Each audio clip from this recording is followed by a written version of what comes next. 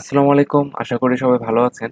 তো আজকের এই ভিডিওটিতে আমরা Chrome ডেভেলপার টুল সম্পর্কে জানবো, যেটা হচ্ছে Google Chrome ব্রাউজারের খুবই উপকারী একটা ফিচার এবং আমাদের ওয়েব ডেভেলপমেন্টের ক্ষেত্রে এটা খুবই কাজে দিবে এবং সেটারই ব্যবহার আমরা শিখব এবং সেটা আসলে কি সেটা সম্পর্কেও জানবো।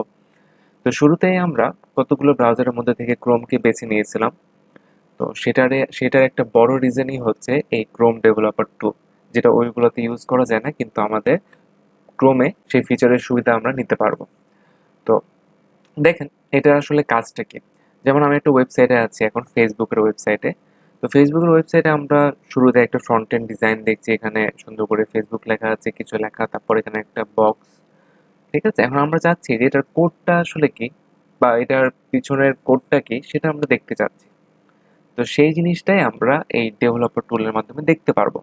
তো এটা একদম সহজ। আমি এটার স্ক্রিনে রাইট ক্লিক করব, রাইট ক্লিক করে এখানে ইন্সপেক্ট যে অপশনটা আছে সেটা সিলেক্ট করলেই দেখেন আমার এখানে সব রকম সোর্স এসে পড়বে, যে আমার কোনটার জন্য কোন কোড লেখা হয়েছে, সবগুলো জিনিস এখানে এসে পড়বে। শুধুমাত্র ফ্রন্ট এন্ডের জন্য, আমাদের ব্যাক এন্ডের কোনো কিছু কিন্তু শো করবে না এখানে। শুধুমাত্র ফ্রন্টের ডিজাইনগুলো আমি দেখতে পারবো, যেটা আপনারা দেখতে পাচ্ছেন। এখন দেখেন, আমি যদি স্পেসিফিক কোনো একটা জিনিসের ডিজাইন দেখতে চাই যে ওটার জন্য আসলে কি কোড করা হয়েছে, তো আমি কি করব, এখানে যে সিলেক্ট একটা অপশন আছে, যে আমি একটা এলিমেন্ট যদি সিলেক্ট করতে চাই, এখানে আমি ক্লিক করব প্রথমে। তারপরে ধরেন, কথার কথা, আমি এই বক্সের বাটনটা চুজ করতে চাই। তো এটাতে আমি ক্লিক করলাম। ক্লিক করার পর দেখেন এখানে আমার দেখিয়ে দিবে যে হ্যাঁ, এই বাটনের জন্য এই কোডটুকু লেখা হয়েছে। তো আমি এখানে এই যে ছোট্ট এরো আছে, এটাতে ক্লিক করলে আমার এটা ডিটেলসে আসবে যে হ্যাঁ, এই বাটনের জন্য এই ক্লাস ইউজ করা হয়েছে, তারপর এটা একটা নাম দেওয়া হয়েছে, তারপর এটার টাইপ হচ্ছে সাবমিট, তারপর এটার ভিতরে হচ্ছে যে লগ ইন লেখা আছে। এই যে আমি প্রত্যেকটা আমার কার্সরগুলো কিন্তু যাচ্ছে এবং সেই অনুসারে কিন্তু আমাদের এখানেও লেখাগুলো শো করছে যে কোনটার জন্য আসলে কি। আমরা যদি ওপরে যাই, দেখেন এটা হচ্ছে আদার্স জিনিসপত্রগুলো দেখাবে। তো এটা কিন্তু খুবই উপকারী একটা জিনিস। আপনি যখন কোনো একটা ওয়েব পেজ ডিজাইন করবেন, সেক্ষেত্রে আপনি বারবার একবার ভিএস কোডে যাওয়া, আবার এখানে আসা, আবার ভিএস কোডে গিয়ে কোনো কিছু চেঞ্জ করে আবার এখানে এসে দেখা ঠিক হয়েছে কি হয়নি, এই জিনিসগুলো করা অপেক্ষা আপনি এখানে দেখতে পারবেন যে আসলে আপনার কোনটার জন্য কি চেঞ্জ হয়েছে, এবং সেগুলো যদি চেঞ্জ করে দেখতে চান এখানে সেটাও করতে পারবেন। যেমন ধরেন, এখানে আমি প্রথমে লিখা চেঞ্জ করে দেখাই, তারপর আমি সিএসএস পার্টে যাচ্ছি। এই যে দেখেন, এখানে কিন্তু ওটার জন্য সিএসএস পার্টও দেওয়া আছে যে হ্যাঁ, কোনটার জন্য ব্যাকগ্রাউন্ড কালার কি ইউজ করেছে, বর্ডার কি, বর্ডার রেডিয়াস কি, ফন্ট সাইজ কি, এগুলো কিন্তু সব সিএসএস প্রপার্টি। তো সিএসএস পরে আসছি। দেখেন, আমরা কিন্তু চাইলে এটা চেঞ্জ করতে পারবো।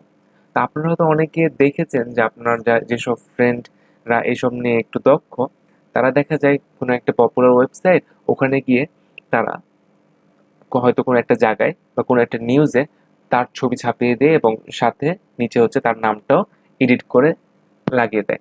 অথবা কারোর রেজাল্ট আছে ওয়েবসাইটে, তার রেজাল্টটা কি করে দেয়, সে চেঞ্জ করে দিতে পারে।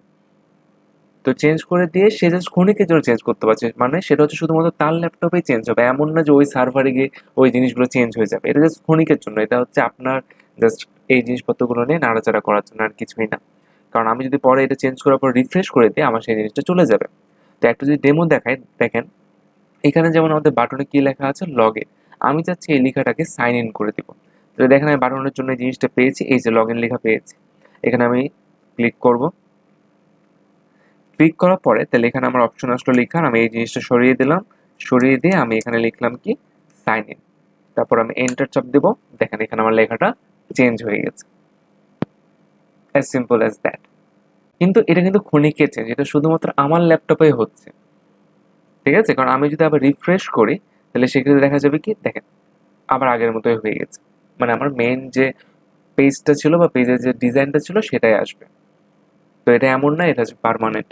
এটা হচ্ছে শুধুমাত্র আপনার জিনিসপত্র নিয়ে ঘাটাঘাটি করার জন্য, যে আসলে কোনটার জন্য কিরকম ভাবে চেঞ্জ হচ্ছে না হচ্ছে, আপনি চেঞ্জ করে দেখতে পাচ্ছেন যে হ্যাঁ, এখানে আমি এই লেখাটা না দিয়ে এই লেখাটা দিলে কিরকম লাগবে। তো এই জিনিসগুলো চেঞ্জ করে আপনি দেখতে পাচ্ছেন।